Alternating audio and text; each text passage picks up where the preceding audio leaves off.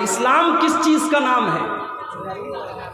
अल्लाह ताला ने इस एक आयत के अंदर इस बात की वजाहत कर दी। आइए पहले आयत को समझते हैं, फिर बात को आगे बढ़ाते हैं। कुल इन्नमा अना बशरुम मिस्लुकुम, ऐ नबी आप ऐलान कर दीजिए, आप बता दीजिए कि मैं तुम्हारी ही तरह इंसान हूँ। जैसे तुम इंसान हो मैं भी इंसान हूँ, बशर हूँ। यूहा इलैया, लेकिन तुम आम इंसान हो और मैं अल्लाह का नबी हूँ, मैं अल्लाह का रसूल हूँ, मैं अल्लाह का पैगंबर हूँ। मेरे ऊपर अल्लाह ताला की वही नाज़िल होती है, मेरे ऊपर कुरान उतरता है और उस कुरान के अंदर अल्लाह ताला के ज़रिए मुझे ये हुक्म दिया गया है, अन्नमा इलाहुकुम इलाहुन वाहिद, कि तुम्हारा माबूद एक है, तुम्हारा रब एक है, तुम्हारी इबादत करने के लायक, तुम्हारी पूजा करने के लायक, तुम्हारे सजदा करने के लायक, तुम्हारे पुकारने के लायक सिर्फ एक ज़ात है, अल्लाह की। फमन कान यरजू लिक़ा रब्बिही, तो जो अपने रब से मुलाकात करना चाहता है, जो जन्नत में जाना चाहता है, जो अल्लाह ताला की बारगाह में कामयाब होना चाहता है, वो दो काम कर ले। बड़े गौर से सुनिएगा, दो काम कर लो, तुम कामयाब हो जाओगे। तुम अल्लाह ताला से मुलाकात का और अल्लाह ताला की जन्नत में जाने का तुम्हें शरफ मिलेगा। कौन सा दो काम करना है? फलयामल अमलन सालिहा, पहला काम ये करना है कि तुम जो भी अमल करो वो नेक अमल हो, वो अमल साले हो। अल्लाह ताला ने ये नहीं कहा अमल करना है, अल्लाह ने कहा कि वो अमल करना है जो नेक अमल हो। अब नेक अमल किसको कहते हैं? बड़ी आसान सी मिसाल मैं आपको अक्सर देता हूं। इसी मुल्क में हमने देखा, हमारे प्रधानमंत्री जी ने ऐलान किया डीमोनाइजेशन का, नोटबंदी का। 500 के और 1000 के पुराने नोट बंद, गवर्नमेंट ने नया नोट जारी कर दिया 500 का और 2000। याद है आप सबको? पुराने नोट और नए नोट में अगर आप कंपैरिजन करें, मुकाबला करें, पुराना नोट देखने में नए नोट से ज़्यादा खूबसूरत लगता, क्वालिटी भी अच्छी लगती थी उसकी, उसका पेपर भी इस वाले नोट के पेपर के मुकाबले में ज़्यादा अच्छा और ज़्यादा बेहतर मालूम होता था। मगर आज आप 5 रुपये का सामान भी दुकान पर लेने जाएं और पुराना 500 का नोट पेश करेंगे, दुकानदार फौरन आपको वापस कर देगा, साहब ये नोट अब नहीं चलता। आप कहेंगे साहब ये 500 का पुराना नोट है तो क्या हो गया, ये नए वाले नोट से बेहतर है, उससे अच्छा है, उससे खूबसूरत है, उससे मजबूत है। दुकानदार बोलेगा ये जितनी भी खूबियां आपने बयान की सब अपनी जगह है, मगर मैं ये नोट नहीं ले सकता, इसलिए कि जो ये नोट आप लेकर के आए हैं इसको भारत सरकार ने, इसको गवर्नमेंट ऑफ इंडिया ने रिजेक्ट कर दिया है। अब सरकार की नजर में ये नोट नहीं चलेगा। यही मसला दीन का है मेरे प्यारे से। आपने जो अमल किया वो अमल हो सकता है कि देखने में बड़ा अच्छा लग रहा हो, बड़ा खूबसूरत लग रहा हो, बड़ा आकर्षक हो, बड़ा अट्रैक्टिव हो, लेकिन अगर उस अमल के ऊपर जनाब मोहम्मद रसूलुल्लाह सल्लल्लाहु अलैहि वसल्लम की मुहर नहीं है, कुरान और हदीस की मुहर नहीं है, तो फिर वो अमल अल्लाह की बारगाह में रिजेक्ट कर दिया जाएगा, उसको कबूल नहीं किया जाएगा। अभी रजब का महीना आया था, रजब की 27 तारीख को लोगों ने शबे मेराज के नाम से जश्न मनाया। रात रात भर लोगों ने नमाजें पढ़ी, दिन में रोजा रखा। हमने कुरान को खोल के देखा, हमने नबी की हदीसों को पढ़ के देखा, हमने सहाबा के अमल को देखा। उन्होंने कभी भी 27 रजब को कोई खास इबादत नहीं की, कोई रोज़ा नहीं रखा, कोई तहज्जुद की नमाज नहीं पढ़ी। भाई काम तो सही हो रहा है ना, नेक अमल हो रहा है, इबादत हो रही है, रोज़ा रखा जा रहा है, तिलावत हो रही है, कौन सा मुसीबत का पहाड़ आ गया? अमल देखने में अच्छा है, मगर इस अमल के ऊपर जब अल्लाह के नबी की मुहर नहीं है, कुरान की मोहर नहीं है, हदीस की मोहर नहीं है, तो इस अमल को बिदअत कहा जाएगा और बिदअत का अंजाम बहुत ही बुरा है मेरे प्यारे साथी। अल्लाह के प्यारे नबी अपने हर खुतबे में फरमाते थे वशर्रुल उमूरी मुहदसातुहा, सबसे बुरा काम वो है जो दीन के अंदर नया निकाला गया हो। वह कुल्लु मुहदसतिन बिदअ, और दीन के अंदर नया निकाला गया काम बिदअत है। वह कुल्लु बिदअतिन ज़लाला, और हर बिदअत गुमराही है। वह कुल्लु ज़लालतिन फिन्नार, और हर गुमराही का ठिकाना जहन्नम है। शरीयत आपकी लॉजिक से नहीं चलेगी, शरीयत चलेगी कुरान और हदीस की रोशनी में। चलिए शरीयत चलेगी अल्लाह और उसके रसूल के हुक्म की रोशनी में। मैयत को आपने दफना दिया, मिट्टी भी दे दी आपने, दफनाने के बाद मिट्टी देने के बाद खड़े होकर के अजान देने लगे। पूछा भाई ये अजान क्यों दे रहे हो? एक भाई कहने लगा हम इसलिए ये अजान दे रहे हैं क्योंकि इस मैयत से, इस मरने वाले से कब्र के अंदर सवाल जवाब होने जा रहा है। और अल्लाह के नबी की हदीस है कि जब अजान दी जाती है तो शैतान भाग जाता है। हम इसलिए अजान दे रहे हैं कि अगर इसको बहकाने के लिए शैतान कब्र के अंदर आ जाए तो शैतान जल्दी से भाग जाए और ये सवालों का सही जवाब दे सके। लॉजिक तो बहुत अच्छी है, मंतिक तो बहुत अच्छी है, मगर सीधी सी बात यह है कि अगर मरने वाले के मरने के बाद और दफनाने के बाद और कफनाने के बाद अगर अजान देने से शैतान भाग जाता है तो नबी ने यह अजान क्यों नहीं दिलवाई, सहाबा ने यह अजान क्यों नहीं दिलवाई? अल्लाह ताला उसूल बयान कर रहा है मुसलमानों, अगर दिमाग के किसी कोने में कोई जगह खाली हो तो उस कोने के अंदर इस उसूल को बिठा लो, कामयाब हो जाओगे।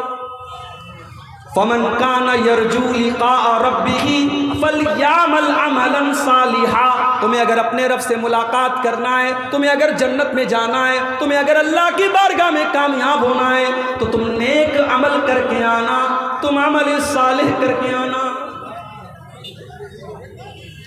मैयत का इंतकाल हो गया, आपने खानदान वालों को बुलाया, घर में कुरान खानी होने लगी। हमारे बनारस में एक हाफिज साहब है, लोग उनके पास आए, हाफिज साहब मेरी दादी का इंतकाल हो गया है, चल करके आप कुरान खानी कर दीजिए, मेरी दादी को कुरान पढ़ के बख्श दीजिए। हाफिज साहब ने कहा कि मैंने एक कुरान पढ़ के रखा है, जाओ मैं ट्रांसफर कर दूंगा। आज तक आपने सुना होगा मोबाइल पर वीडियो ट्रांसफर होता है, फोटो ट्रांसफर होता है, अब कुरान भी ट्रांसफर हो रहा है। मैंने एक कुरान पढ़ के रखा था, जाओ मैं तुम्हारी दादी को ट्रांसफर कर दूं। मेरे भाइयों ये दीन नहीं है, ये दीन का मजाक है। मेरे नबी ने जो दीन हमें और आपको दिया है उस दीन में कुरान पढ़ करके बख्शा नहीं जाता है, कुरान अपनी बख्शिश के लिए पढ़ा जाता है। वनुनज़्ज़िलु मिनल कुरानि मा हुवा शिफ़ाउन व रहमतुल लिल मोमिनीन, हमने इस कुरान को उतारा है, इस कुरान को हमने उतारा है ऐ ईमान वालों तुम्हारे लिए शिफा बना करके। हमने कुरान को शिफा समझा। किस चीज़ की शिफा? बच्चा बीमार है, मौलवी साहब पढ़ के दम कर दीजिए। लड़की के ऊपर नजरे बद का असर है, मौलवी साहब पढ़ के दम कर दीजिए। घर के अंदर बरकत नहीं हो रही है, मौलवी साहब आकर के कुरान पढ़ दीजिए। हमने कुरान को शिफा समझा दुनिया की बीमारियों के लिए। यकीनन कुरान दुनिया की बीमारियों के लिए भी शिफा है, और बीमारियों में आप कुरान की आयतें पढ़ के दम कर सकते हैं, मगर कुरान हकीकत में जो शिफा है मेरे भाइयों वो दिल की बीमारियों के लिए शिफा है। कुरान रूह की बीमारियों के लिए शिफा है। कुरान आपके दिल से तकब्बुर को मिटाता है, हसद को मिटाता है, लालच को मिटाता है, दुनिया की मोहब्बत को मिटाता है, शैतान की खसलतों से आपके दिल को पाक और साफ करता है। कुरान हकीकत में इस माना में शिफा है, मगर हमने कुरान को कुरान खानी की किताब बना के रखा। अल्लाह के नबी फरमाते जिस घर में सूरह बकरा पढ़ी जाती है उस घर से शैतान भाग जाता है। एक साहब कहने लगे मौलवी साहब अगर हम मोबाइल के ऊपर सूरह बकरा की तिलावत शुरू कर दें तो क्या शैतान भाग जाएगा? यानी हर चीज में हमें शॉर्टकट चाहिए। हम खुद कुरान नहीं पढ़ेंगे, हम मोबाइल के ज़रिए कुरान पढ़ना चाहते हैं कि हम मोबाइल पर कुरान चालू कर दें और घर में कुरान बजने लगे, हमें कुरान ना पढ़ना पड़े। अल्लाह माफ़ करे, आइंदा चल करके कहीं ऐसा ना हो कि नमाज भी वीडियो के ज़रिए और मोबाइल के ज़रिए पढ़ी जाने लगी और ये कहा जाए कि साहब हमने मोबाइल के अंदर वीडियो के ज़रिए नमाज पढ़ ली, नमाज हो गई। दीन को इतना डिजिटलाइज मत करो मेरे भाई। इसीलिए उलमा कहते हैं कि मोबाइल में कुरान पढ़ सकते हैं, तिलावत कर सकते हैं, जायज़ है, मगर कोशिश करनी चाहिए कि आप ओरिजिनल कुरान से तिलावत करें। हाँ, सफ़र में है, किसी ऐसी जगह है वहाँ कुरान नहीं है, मुसहफ नहीं है, तो ठीक है, आप मोबाइल के ऊपर कुरान पढ़ लें। कुरान को इस्लाम को डिजिटलाइज मत कीजिए मेरे भाई। आज बहुत सारी बिदात और खुराफात ने समाज का बेड़ा गर्क करके रखा। शाबान का महीना आता है, 15 शाबान की रात आती है, हमारे बहुत सारे भाई कब्रिस्तान जाते हैं, अपने मुर्दों के लिए मग़फ़िरत की दुआएं करते हैं, अपनी माँ के लिए, अपने बाप के लिए मग़फ़िरत की दुआएं करते हैं, रात रात भर तिलावत करते हैं, रात रात भर नमाज़ें पढ़ते हैं। हमने जब अपने नबी की सीरत को उठा करके देखा, हमने हदीसों को उठा करके देखा, हमने सहाबा की सीरत को उठा करके देखा, वहाँ हमें शबे बारात के नाम से कोई रात नहीं मिली। शबे बारात के नाम से कोई रात नहीं मिली। 15 शाबान की रात में कोई इबादत अलग से अल्लाह के नबी से साबित नहीं है। यहाँ तक कि यह अकीदा रखा जाता है कि इस दिन मुर्दों की रूहें लौट करके आती हैं। जैसे हमारे हिंदू भाइयों के अकीदा रखा जाता है कि साल में एक दिन उनके बाप दादा की, उनके पुरखों की आत्माएं लौटती हैं और वो कौवे की शक्ल में आती हैं, वो कौवों को खाना वगैरह खिलाती हैं। मुसलमानों ने उस कॉन्सेप्ट को अपने यहाँ ले लिया और हमारे यहाँ शबे बारात बन गई। हमारे यहाँ हलवा बनाया जाता है और मुर्दों को उसका सवाब पहुँचाया जाता है। ये बात अपने दिमाग में बिठा लो कि मरने के बाद किसी की रूह कभी दुनिया में लौट करके नहीं आती। यहां तक कि अगर कोई सुसाइड कर ले, कोई आत्महत्या कर ले, खुदकुशी कर ले, उसकी भी रूह दुनिया में वापस नहीं आती। वो हमें और आपको ऐसा लगता है कि ये अचानक मर गया, इसने सुसाइड कर लिया। वो अचानक नहीं मरा है, उसकी तकदीर के चैप्टर में ये लिखा था कि ये सुसाइड करके मरेगा। कोई अचानक नहीं मरता है। किसी एक्सीडेंट हुआ, हमें लगा अचानक हुआ, वो एक्सीडेंट भी हमारे मुकद्दर का एक हिस्सा होता है। कोई अपनी मौत के पहले नहीं मर सकता। मेरे साथ जो हादसा हुआ है वो शायद मौलाना अब्दुल रहमान सलफी के साथ मुंबई में जो हादसा हुआ तो उससे ये हल्का हादसा नहीं था। मैंने जब गाड़ी की तस्वीर खींच करके अपने छोटे भाई को भेजी, मोबाइल मेरा डिस्चार्ज हो गया और उसने सोशल मीडिया पे वो फोटो डाल दिया कि मेरे भाई के साथ हादसा हुआ है। लोगों ने सिर्फ गाड़ी की तस्वीर देखी थी, मेरी तस्वीर नहीं देखी थी। लोग ये मानने को तैयार ही नहीं थे कि मेरी जान बच गई है। गाड़ी की तस्वीर देख करके लोग यकीन नहीं कर रहे थे। उस दिन मेरे मोबाइल पर कम से कम 1000 कॉल आई थी। मोबाइल मेरा दिन भर साइलेंट पड़ा हुआ था। तो हादसा हुआ, लेकिन अल्लाह ताला की कुदरत और अल्लाह की तौफीक, अल्लाह ने ज़िंदगी की कुछ सांसें और लिखी थी। तो हम ये नहीं कह सकते कि हमारी मौत जो है वो अचानक आई है। मौत तो अपने टाइम पर आती है। अल्लाह ने अगर मौत लिखी होगी तो छोटे मोटे हादसे के ज़रिए भी मौत आ जाएगी, और अगर मौत नहीं लिखी है तो इतना ख़तरनाक हादसा हो गया, फिर भी अल्लाह ताला ने अपना कर्म किया और बचा लिया। और मौत के आ जाने के बाद जब बंदे की रूह निकाली जाती है, बंदा अल्लाह की बारगाह में गुजारिश करता है, हत्ता इज़ा जाअ अहदहुमुल मौत क़ाल रब्बिरजिऊन। जब मौत का टाइम आता है तो बंदा कहता है कि अय अल्लाह, मुझे तू एक मौका और दे दे, एक बार तू दुनिया में मुझे लौटा दे। किस लिए लौटा दे? इसलिए नहीं कि मेरा मकान अधूरा था, मैं मकान की तामीर कर लूँ। इसलिए नहीं कि बेटी की शादी करना था, शादी कर लूँ। इसलिए नहीं कि कारोबार अधूरा था, कारोबार को पूरा कर लूँ। लअल्ली आमलु सालिहन फीमा तरक्तु। अय अल्लाह, मुझे बस एक मौका और दे दे ताकि मैं नेक अमल करके तुझको राजी कर लूँ। अल्लाह फरमाता है कल्ला, ऐसा हरगिज होने वाला नहीं है। इन्नहा कलिमतुन हुवा क़ाइलुहा, मेरे बंदे ये तो बस तेरी एक ख्वाहिश है जो तेरी ज़ुबान से निकल रही है।